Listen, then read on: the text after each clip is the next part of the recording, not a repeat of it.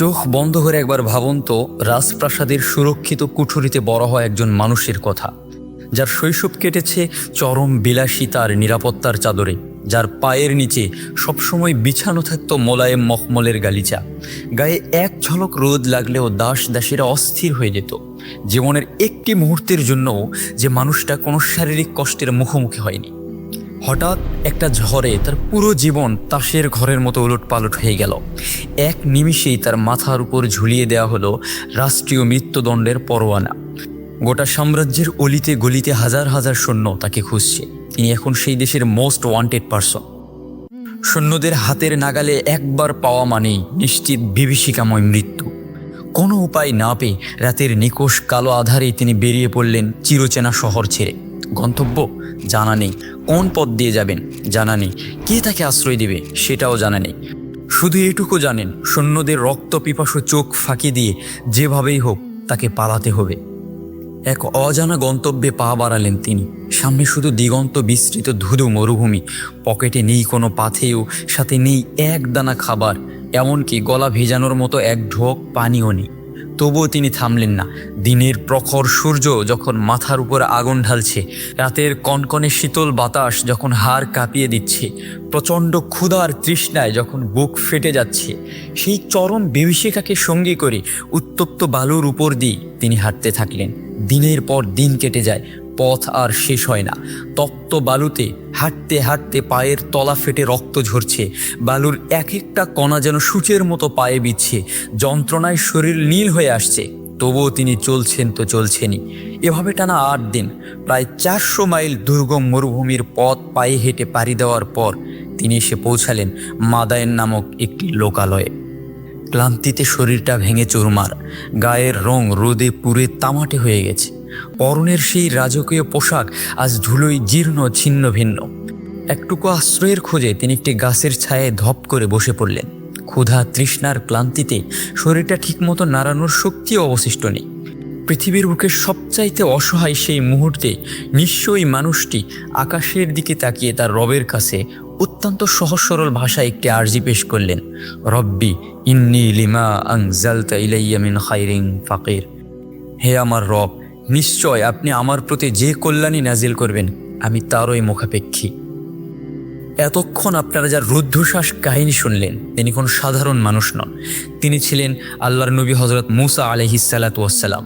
আর এটি ছিল মিশর থেকে মাদায়েনে তার হিজরতের সেই হাড় কাঁপানো সফর।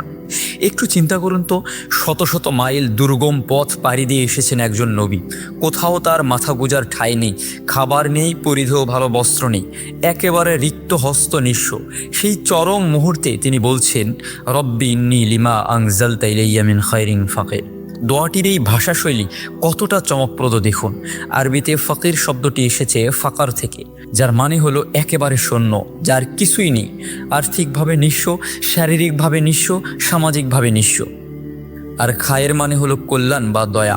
মুসা আলাইহিস সালাম যেন তার রবের কাছে বলছেন, হে আমার প্রভু, আমার যাওয়ার কোনো জায়গা নেই, পেটে কোনো খাবার নেই, গায়ে দেওয়ার মতো ভালো কাপড় নেই, আমি এখন শূন্য।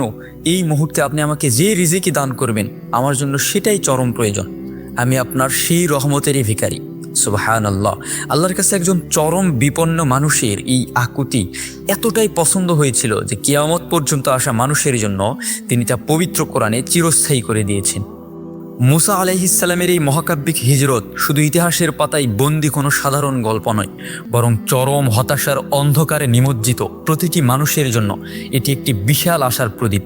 একটু গভীরভাবে ভেবে দেখুন তো, আল্লাহ রাব্বুল আলামিন চাইলে তো মুসা আলাইহিস সালামকে রাজপ্রাসাদেই নবুয়ত দিতে পারতেন, পারতেন না? অবশ্যই পারতেন, কিন্তু তিনি তাকে শূন্য করলেন, রাজপ্রাসাদ থেকে বের করে মরুভূমির ধুলোয় মিশালেন। কেন জানেন? কারণ আল্লাহ শেখাতে চেয়েছেন, দুনিয়ার সব ক্ষমতা, সব ভরসা যখন শেষ হয়ে যায়, ঠিক সেখান থেকেই আল্লাহর রহমতের বারিধারা শুরু হয়। মানুষকে যখন দুনিয়ার সব কিছু থেকে শূন্য করে দেওয়া হয়, তখন তার হৃদয়ে কেবল একমাত্র রবের প্রতি পূর্ণ ভরসা বা তাওয়াক্কুল জন্ম নেয়। আমাদের জীবনেও কখনো কখনো এমন সময় আসে যখন মনে হয় চারদিকের সব দরজা বন্ধ হয়ে গেছে, আপন মানুষগুলো পর হয়ে যায়, পকেটে টাকা থাকে না, বেকারত্বের গ্লানি কিংবা জীবনের কঠিন পরীক্ষায় আমরা দিশেহারা হয়ে পড়ি। আমরা ভাবি আমার তো আর কিছুই রইল না, আমার জীবনটাই হয়তো শেষ। না আমার ভাই, জীবন শেষ নয়, যখন আপনার চারপাশটা অন্ধকার হয়ে আসবে, যখন নিজেকে পৃথিবীর সবচেয়ে নিঃস্ব আর অসহায় মনে হবে, তখন হতাশ হবেন না।